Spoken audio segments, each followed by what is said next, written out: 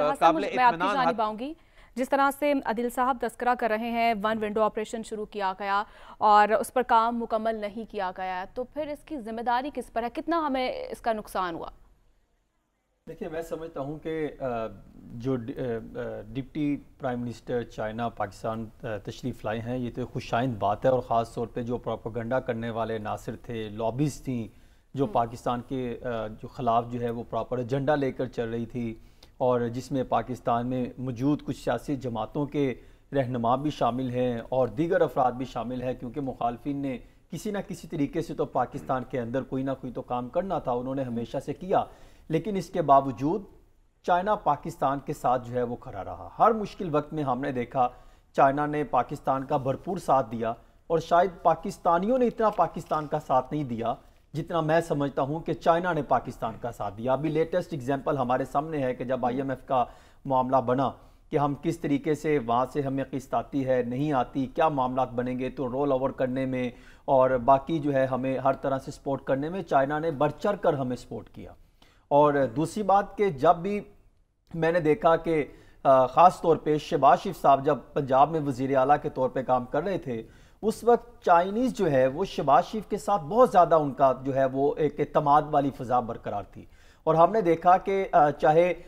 लाहौर का ये जो मेट्रो बस बनाई गई, उस वक्त भी ये भरपूर तरीके से यहाँ पर मौजूद थे और उस टाइम पर जो है वो प्लान लेकर आए थे। और ख़ास तौर पे CPEC के मामलात हों और दीगर मामलात हों, ये जो डिप्टी प्राइम मिनिस्टर जो है तशरीफ़ लाए हैं, ये भी national development and reforms commission के चेयरमैन रहे हैं 2017 से 2023 तक लगभग, अभी भी हैं। और उन्होंने पाकिस्तान में मनसूबों को जो है वो प्लान बनाने और उस पर अमल दरामद करवाने के लिए बहुत ज़्यादा किरदार अदा किया, और हमें जो है इनका जितना शुक्रिया अदा करना चाहिए वो कम है। इन्होंने वो प्लान बना के दिए, वो स्पोर्ट्स हमें जो है इम्प्लीमेंटेशन की तरफ गए कि जो शायद पाकिस्तान में कहीं पर हमें कोताही या गफलत का कहीं सामना करना पड़ता दिखाई देता रहा पाकिस्तान में। क्योंकि सीधी सी बात है, जब आपका दोस्त आपके साथ चलता है तो आपकी कमी कोताहियों को भी जो है वो निशानदेही करते हैं ताकि उसको बेहतर बनाया जा सके। और पंजाब में भी जब ये प्रोजेक्ट शुरू किए गए तो उस वक्त शहबाज शरीफ ने चाइनीज़ को भरपूर तरीके से तहफ़्फ़ुज़ फराहम किया।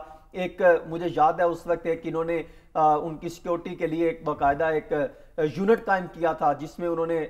जो है ट्रेन कमांडोज दिए लगाए थे ताकि उनको भरपूर तरीके से एतमाद की फ़ज़ा बरकरार हो और उनको तहफ़्फ़ुज़ मिले और बेहतरीन तरीके से प्रोजेक्ट जो है वो लॉन्च किए जा सकें। और दूसरा जो अब 10 साल जो इनके पूरे हुए CPEC के हमारे, और एक तो हमें ये इस चीज़ से एतमाद की फ़ज़ा जो है वो बनी और एतमाद ये मिला, और खुशाइंद ये है कि आइंदा भी इस प्रोजेक्ट को आगे लेके चला जा सकेगा, क्योंकि उनके आने से ही हमें कई चीज़ें राहें खुलती दिखाई देती हैं। और डिप्टी प्राइम मिनिस्टर, मेरे ख्याल में वज़ीर आज़म से भी मुलाकात होगी, प्राइम मिनिस्टर प्रेसिडेंट से भी मुलाकात होगी, और इतला तो ये है कि शायद ये गवादर का भी विजिट करेंगे और उनको ब्रीफिंग दी जाएगी कि कौन कौन से प्रोजेक्ट पर कितना काम हो चुका है। अभी सिर्फ मैं ये बताऊं कि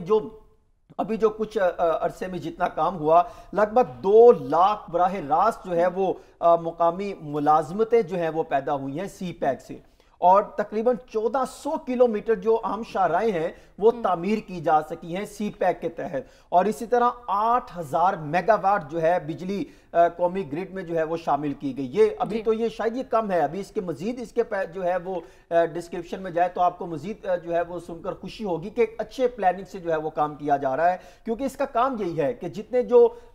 वस्त एशियाई रियासतें हैं और यूरोपीय जो हदूद हैं, वहां पर जमीनी जो है वो राब्ते के जरिए उनके साथ जोड़ा जाए, ताकि पाकिस्तान में ऑटोमेटिकली सरमायाकारी होगी, इन्वेस्टर्स आएंगे और एक सिस्टम बनेगा। अभी भी आप देखें तो हमें कहीं ना कहीं से इससे जो लिंक जुड़े हुए हैं, इससे देखिए क्यों इंडिया जो है हमारे खिलाफ जो है वो कहीं ना कहीं आए रोज कोई ना कोई प्रोपेगेंडा करता है, क्योंकि उसको अंदाजा है दीगर जो हमारे दुश्मन ममालिक हैं वो इस चीज को उठाते हैं क्या CPEC को खत्म किया जा सके। और माजी में भी हमने देखा कि शायद उनको, जिस भी दिल वराई साहब बता रहे थे कि शायद उनको बताया गया कि पता नहीं कौन से पैमाने पर जो है वो करप्शन की गई, उन्होंने तो हर तरह से इसको खंगाला, इसके जो है वो तहकीकात बनाने की भी कोशिश की। मुझे याद है उस वक्त उन्होंने साबिक प्राइम मिनिस्टर ने बाकायदा باقاعدہ ایک انڈائریکٹلی کمیشن تشکیل دیا تھا اور اس میں نیب کی خدمات بھی لی گئی تھی, اینٹی کرپشن کی خدمات بھی لی گئی تھی, متعلقہ جو ایکسپرٹ تھے ان کی خدمات لی گئی تھی کہ شاید یہاں سے کوئی چیز نکلے اس سی پیک کو سامنے رکھ کے کسی